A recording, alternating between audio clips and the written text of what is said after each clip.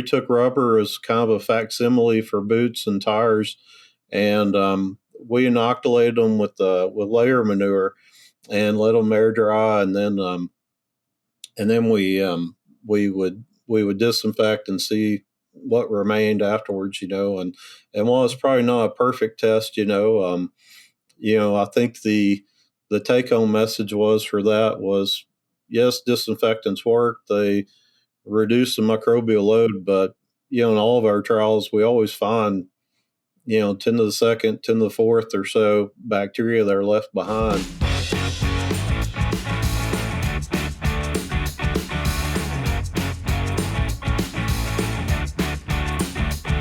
This is Dr. Phil Stair with Dr. Phil Stair Poultry Consulting, reviewing Dr. Morgan Farnell, the long title.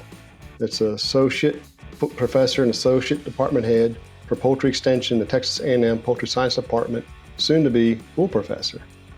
And this is the Poultry Podcast Show from Biosecurity, and we're going to talk about what you've got going on, Dr. Farnell. You want to introduce yourself a little bit more, where you came from and your education? Okay. All right. Well, so I'm a farm kid. I grew up in the Arklatex region.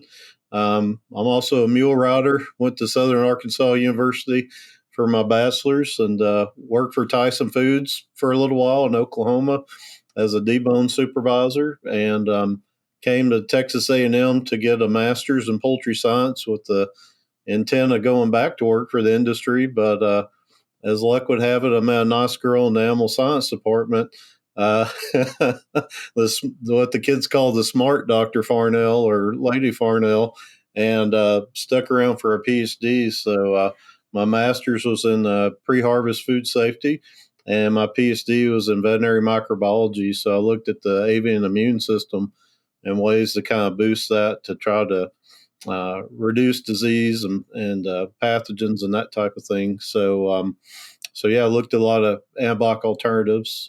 Did a postdoc in England for a little while, looking at chicken dendritic cells, and then a second postdoc at Arkansas with the Donahues with USDA, looking at Campylobacter. And I've done an extension for 8 years at A&M, and did a lot of work with foam depopulation, disinfection, biosecurity, that kind of thing, and continued that work at Mississippi State. And the last 8 years, I've had a research appointment where I've gone back to looking at antibiotic alternatives. But as luck would have it, there's been some opportunities to look at disinfection again and improving biosecurity. So, and now have an extension appointment. So this past year, so kind of excited about kind of getting back into the swing and working with the poultry industry again. So. Looking for an alternative to traditional coccidiosis management? DSM Firmenich can help. Digesterom Pepi is not an anticoccidial. It is an in-feed alternative that has a unique formulation incorporating carefully selected and diverse essential oils and yucca with specific biologically active properties, and can be incorporated into rotation and shuffle programs to support a cost-effective coccidiosis management strategy. Learn more at dsm.com/ANH-NA. Well, glad to have you back, Dr. Farnell. I mean, Thank you for having me. Different states and different times, and always been of service. And your current work, you talked about getting back into extension and some of the work you're doing now, some of the research that you got going on. You want to maybe debrief us what's going on right now in Texas A&M and in your area of expertise? Well, lately we've been doing some work with yeast fermentation products, looking at ways that they can try to understand the mechanism of action.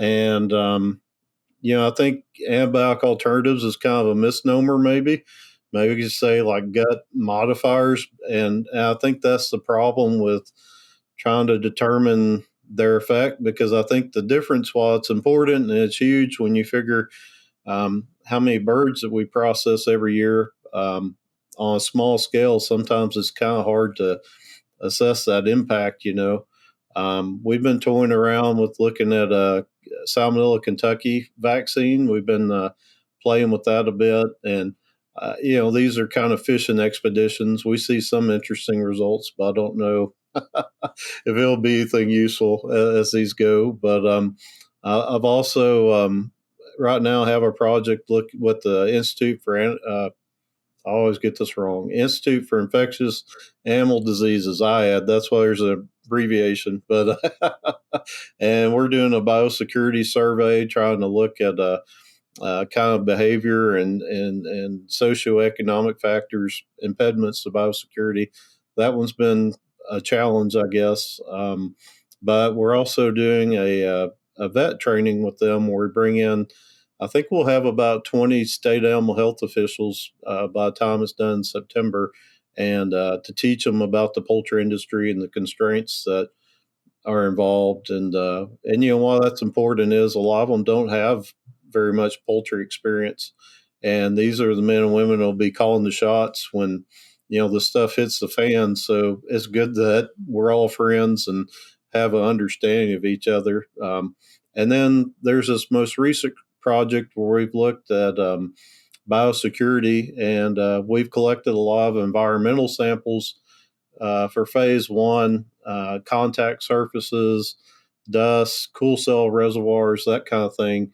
And just kind of use as a teaching tool to show the grower, kind of that concept of never take microbiology will ruin your life, right? So you realize everything's contaminated, right? So we collected, I think, somewhere around 500 unique samples, looking at total aerobic bacteria, staph, and coliforms as just kind of indicator organisms for clean versus dirty.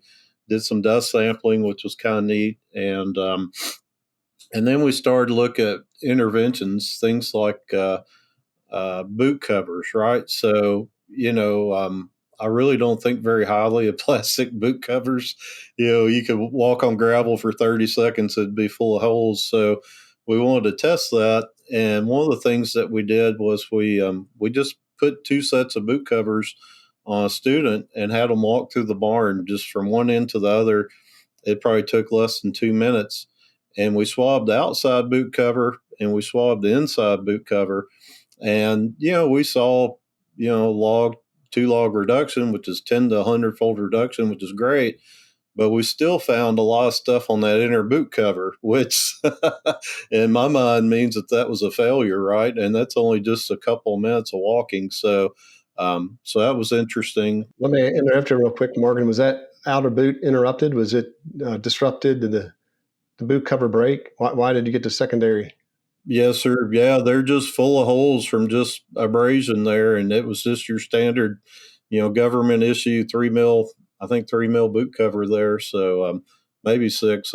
I have to go back and check. But yeah, rubbing a lot of holes. So there's less material. And as well as I do, if you're really working wearing PPE, it's just going to rip off your body, as you go through and do things. So I kind of think farm-specific footwear, or maybe, Dr. Saganer always had tinglies soaked and disinfected. I always thought that was a good idea, or, something along those lines. Have you tested those too, Dr. Farnell? Have you tested the tinglies or rubber boots or? No, but we did some coupon sampling where we took rubber as kind of a facsimile for boots and tires, and we inoculated them with layer manure and let them air dry, and then we would disinfect and see what remained afterwards, and while it's probably not a perfect test, I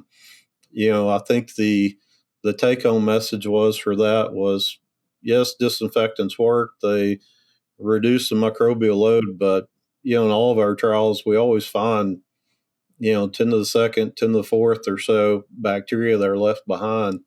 And what we did to try to mock up that was we tried to found a test for feet, right, to look at foot baths. And never go online to look for feet. There's some interesting people out there. So we didn't want to do that. But what we did was we took some of those tinglies and we filled them up with concrete, and we made about 25 or 30 foot molds with the tinglies, and then we bagged them with boot covers, and we would dip them in the layer manure, flip them over for an hour to let them air dry and adhere, and then we'd use a garden sprayer to apply it for a liquid. We did a liquid quat, and then once we figured out our test worked well, we started to do a dip into the powdered products. And the tricky thing about the powdered products, which I'm having a hard time wrapping my head around, is, disinfectants are tested in a very precise way, right? And they're using things like fetal bovine serum as a source of organic matter. Well, you're probably not going to find very much of that in a chicken house, right? So the question was, is this real or not? And then the problem is, if it's a dry disinfectant, how do you deal with the residual activity? Because if you knock that disinfectant off in your test tube, you're going to kill that sample a day, an hour or so later. And I don't know if we have the perfect scenario, but what we did was we used a garden sprayer to do a rinse to remove that residual, and knowing that's probably going to activate, some of the product too. But, do you sweep it off with a broom? Well, I don't know. Does that cross contaminate things? I haven't come up with a good scenario, but have you tried high pressure air, Morgan? Well, we thought about that too, but the problem is, I think it's stuck on there so good, and then we're blowing, bleach powder. It's in a BL2 lab, so you can't really aerosolize things. But yeah, I've thought about all those, and so not to, the AOAC is a great organization, no doubt, but I wonder if we have the best test method to evaluate these guys, because if you are basically putting them in a liquid suspension, you've now activated that product in maybe a way you're not going to see in the fields, So yeah, we looked at in addition to liquid quat, we looked at percarbonate, which is soda ash and hydrogen peroxide, is my understanding. We looked at a bleach product, which you're probably pretty familiar with.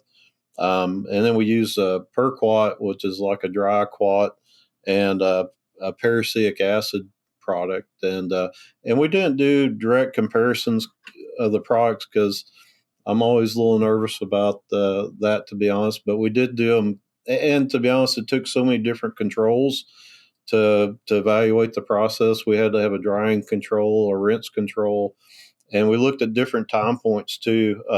We really didn't have logistically, we probably couldn't have done all four products, but we did a short contact time of like 3 seconds or 30 seconds. And the reason for that difference is turning all those concrete boots over, took a lot of time, but we did 30 seconds with the dry products, thinking that most people aren't going to stay in a foot bath longer than a second or two, right? So, and then we did 10 minutes, which is kind of the gold standard for contact time for a disinfectant.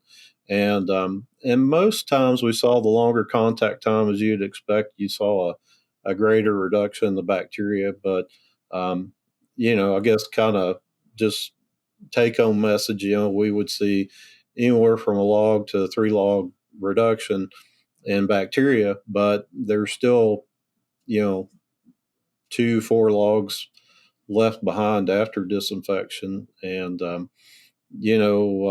we've done some work with transport coops, and what we like about them is they're uniformly contaminated, so hopefully you have less variability. And it's a nice flat surface, so it's easier to sample.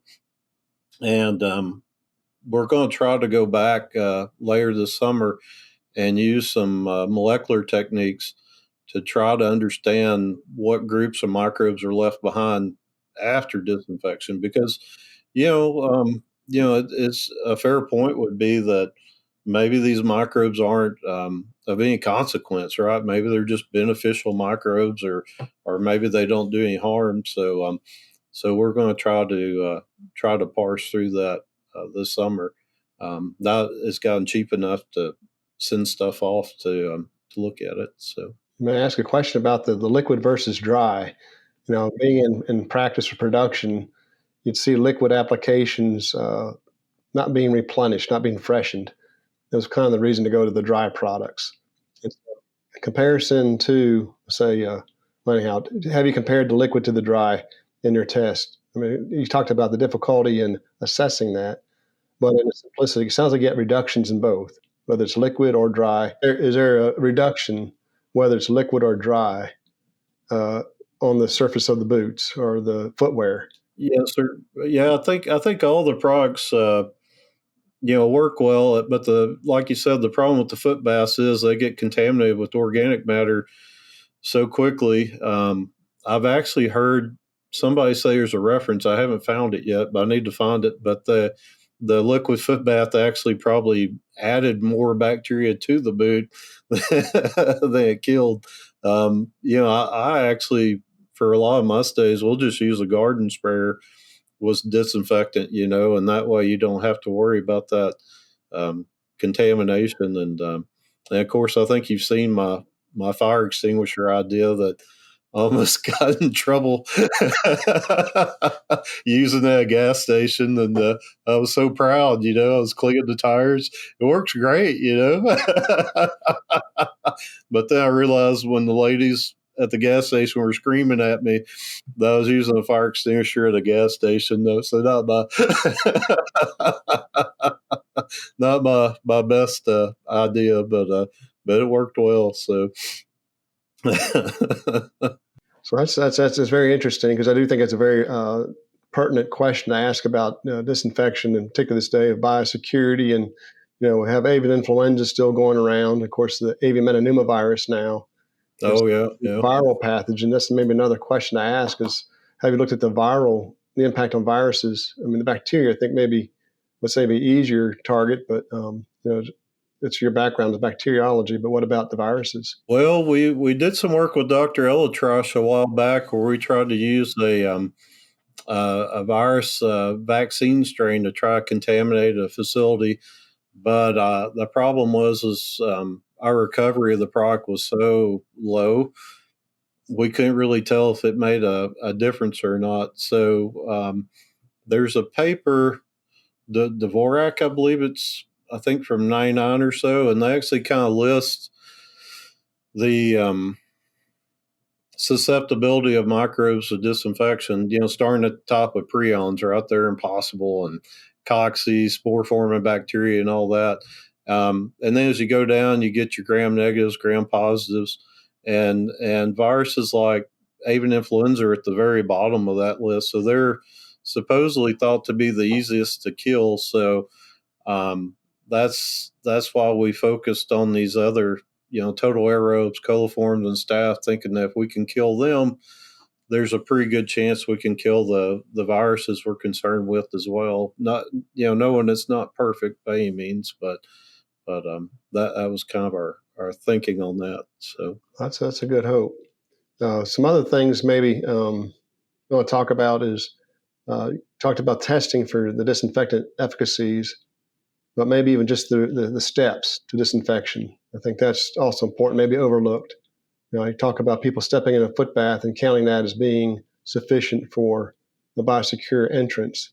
But I want to review that for the crowd as well. Sure. Well, I was at IPE this year, and they had those nice powdered foot baths there, or the area for people to step in that, and everybody was stepping over the foot bath and walking around it, and it drove me crazy.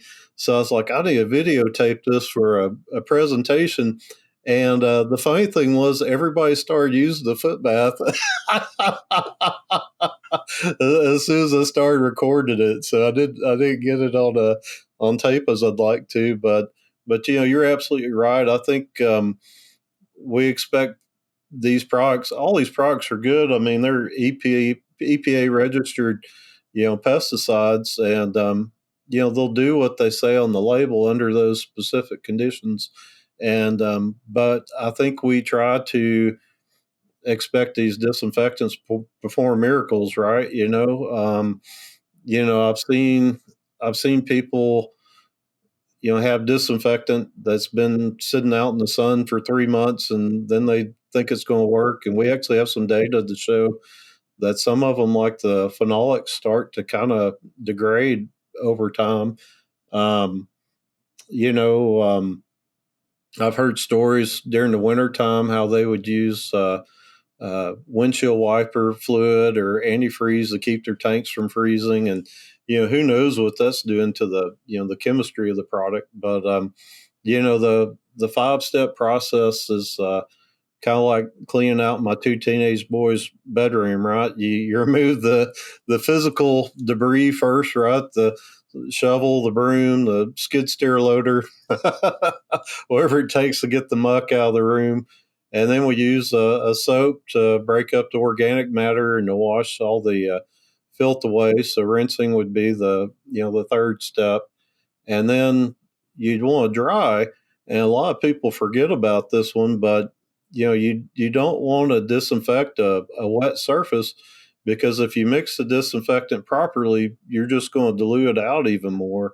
And it's probably not going to work as well as you'd hope for. So, that 5-step process, I think, is very important. And, it probably wouldn't hurt to do some sampling, after the fact too. I mean, it's pretty cheap just to do a contact plate or environmental swabs, or, those ATP swabs are pretty cool. They're about $3 a piece or so.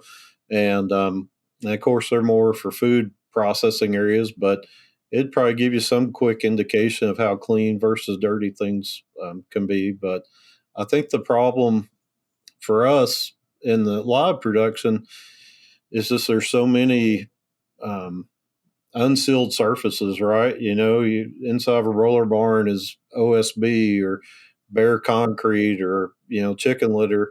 And we probably need to look at other things, like we've talked about, manipulating the litter through windrowing or what have you to reduce the load. But I've always wondered, I know chicken houses are expensive enough as it is. I've always wondered if we could throw a layer of paint on that OSB or seal the concrete so it would be easier to clean and disinfect, maybe, because things like peracetic acid aren't really that they'll actually break down the lignin in the wood, so you probably wouldn't want to use that one, for example. So, but if it was sealed, you'd probably have better luck and probably better application of insecticides too, on that smooth, clean surface. But that's a great segue there, Morgan. What about labels? We talk about all these different products, and they're all EPA approved, but there are obviously safety differences and chemistry differences.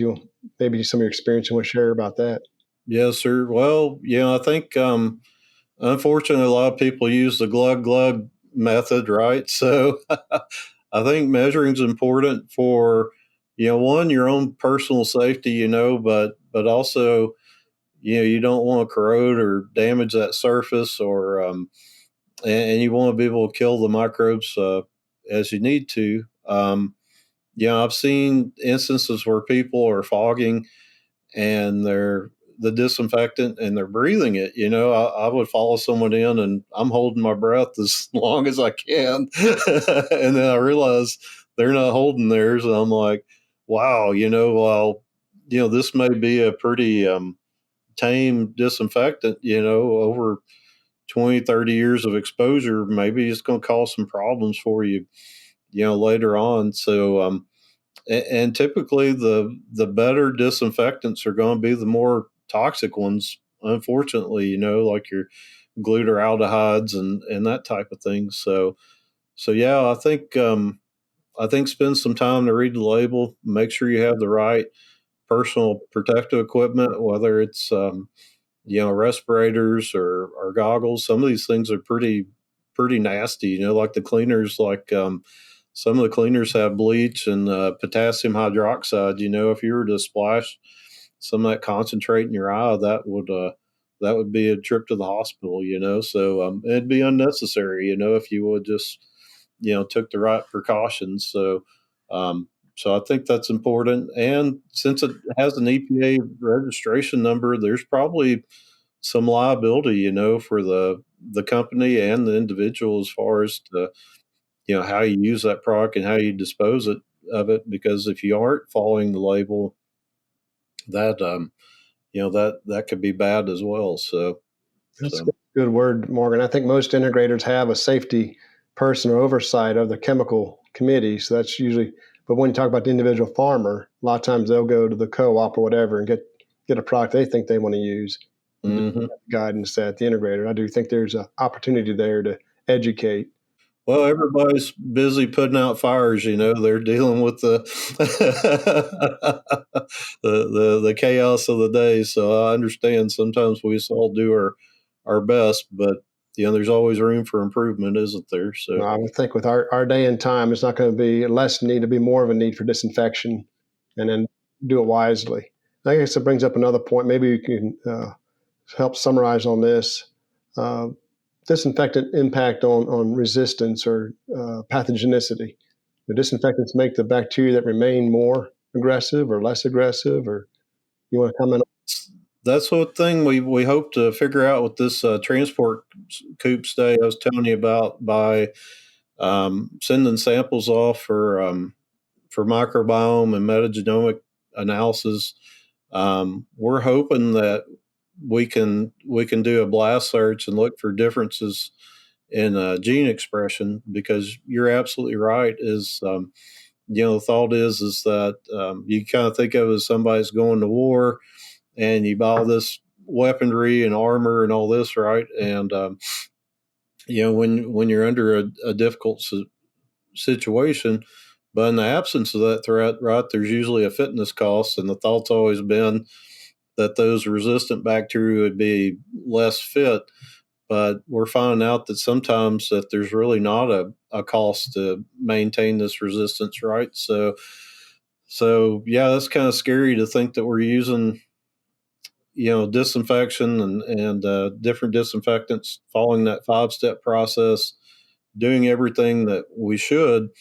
And, the question is, are we making things worse by increasing the expression of these virulence genes and factors, So that's a good question, and that's something we're going to hope to explore later this year. So, because I don't know the answer, so I know it happens with antibiotics, but antimicrobial is like a disinfectant.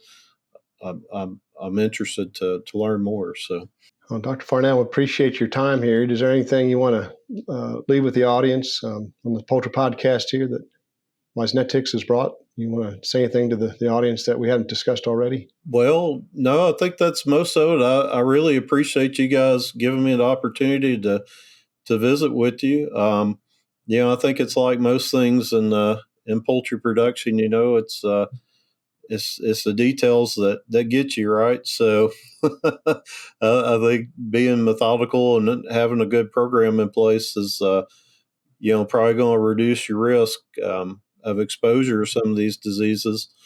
And like you said, in the global world that we live in, I think we're exposed to a lot more things than maybe we were, a generation ago. And reducing antibiotic usage and that kind of thing, I think we're really going to have to step our game up and do a better job on farm biosecurity. Bird flu, can't pronounce it.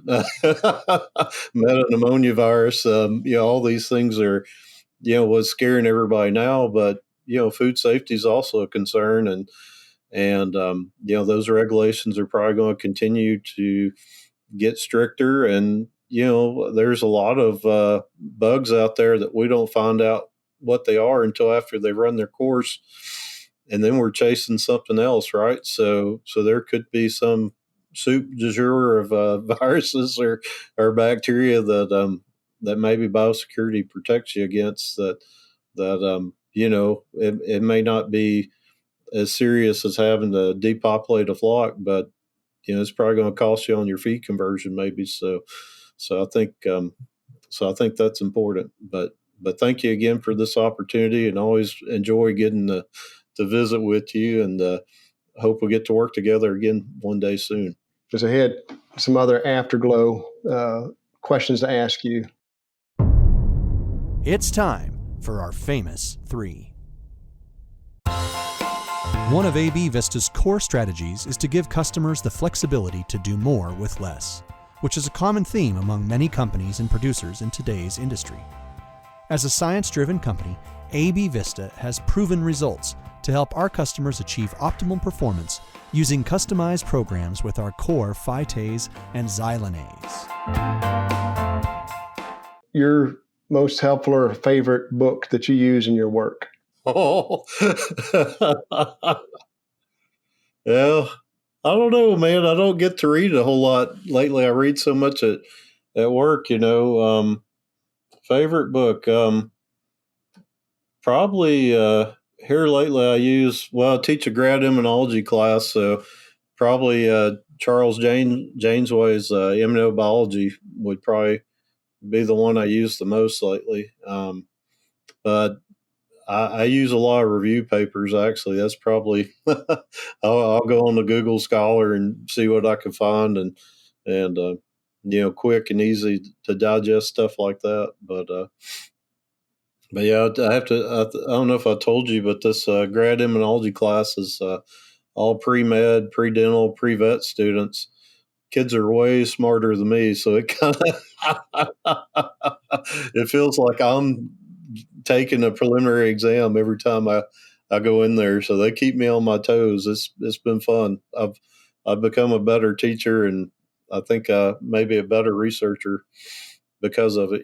So what about maybe some outside books that you maybe not related to agriculture? I have some quiet time in my deer stand from time to time, and sometimes I don't have good cell reception, but I've been reading Proverbs a lot, so good book to go to. I would say the Bible's a good book to go to. Yeah. That's probably one of my favorite chapters there. So it's a very, particularly with boys, very helpful. And then one more thing, and you've seen a lot of students through the years. What do you think it takes to make a successful professional in the poultry industry? What do you see those that have succeeded? You've been there long enough now. Your white hair tells that you've been doing this for a little while. Yeah, I used to be a brunette, so I think work ethic is the number one thing. I mean, I've seen some really smart people fail just because they didn't have the work ethic, and I think you can make up for a lot of inadequacies by hard work. I think, not fearing change, the most successful people I see in the industry are the ones that aren't afraid to move and try new things. And, I think that's a big one. Yeah, I know when I was in the plant, the days when things were run smoothly, I would try to go to other areas of the plant and just kind of learn, I'd just sit there and watch, and I think being a good listener, I think would be the other thing. If you can sit still and just have a conversation, and actually listen to that person, you can learn a lot from the people around you, like the growers and coworkers and that type of thing. I always thought of myself as the folks in the industry are doing it for a living, right? I'm just kind of playing around on the side, they're the experts, not me. So whatever I can glean from them, I think that's good. I've met people that have told me they've been in 100 processing plants. They're not going to go into another one that's boring. I'm like, that's the wrong attitude to have. Every time I go in a plant, I learn something new, so, that always should be the goal, I think. Well, Morgan, I'm going to say you embody all three of those that you just gave me. Hard work, listening, and then definitely not being afraid to change or to go with it. So, no, you definitely have mirrored or modeled that for the students. That's a good job. Well, thank you. I got a lot of inadequacies, but I try my best, but I appreciate that. Well, thank you so much. Again, I think the topics you brought up that you're currently working on are very much of interest to the poultry industry. And so I think, Poultry Podcast thanks you for your time, and Wisenetics really appreciates the time you've given. Thank you so much. This is Dr. Phil Stair with Dr. Phil Stair Poultry Consulting, signing off with Dr. Morgan Farnell. Thank you all.